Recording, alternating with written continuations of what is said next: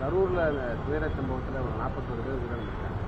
தாவேகா தலைவர் விஜய் வந்து இதுவரைக்கும் கரூர் போய் நேர்ல மக்களை பார்க்கல. இதை எப்படி பாக்குறீங்க? நீங்க அவர்கிட்ட தான் கேட்கணும். இல்ல சிபிஐ அரசியல் அதாவது ஒரு கட்சி தொடங்கினது அவர் கட்சி 25 நாளா முடங்கி போய் வீட்டுல இருக்கிற அதெல்லாம் நீங்க தான் பனையூர்ல போய் கேட்கணும். முதல்ல பனையூர் கேட்டு கூட்டு வெளியில போட்டிருக்கா உள்ள போட்டிருக்கான்னு நீங்க தான் போய் பார்க்கணும். அதாவது ஒரு மக்களுக்கான அரசியல் என்பது மக்களுக்கானது.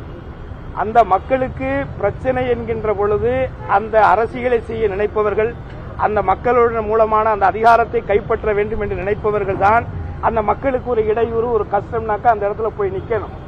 அதை போய் நிக்க தவறியவர்களை நான் என்னன்னு சொல்றது?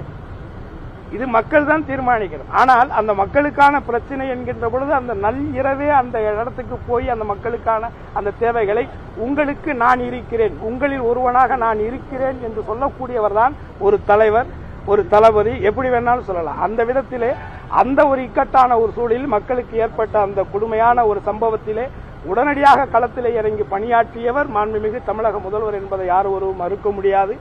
ஆகவே இந்த மக்களுடைய அதிகாரத்தை கைப்பற்ற வேண்டும் என்று நினைக்கக்கூடியவர்கள், அவரை சார்ந்த அந்த மக்கள், குறிப்பாக பொதுமக்கள், அவர் இயக்கத்தை சார்ந்தவர்கள், அவர் கட்சியை சார்ந்தவர்கள், அவருடைய ரசிகர்கள் இறந்திருக்கக்கூடிய இந்த சூழ்நிலையில் அவர் இப்படிப்பட்ட ஒரு நிலையிலே இருக்கிறார் என்று சொன்னால் இதை மக்கள் தான் புரிந்து இவர் நமக்கானவரா, இது மக்களுக்கானவரா, இல்லை மக்களுக்கான பிரச்சனைகளுக்கு களத்தில் இறங்கக்கூடிய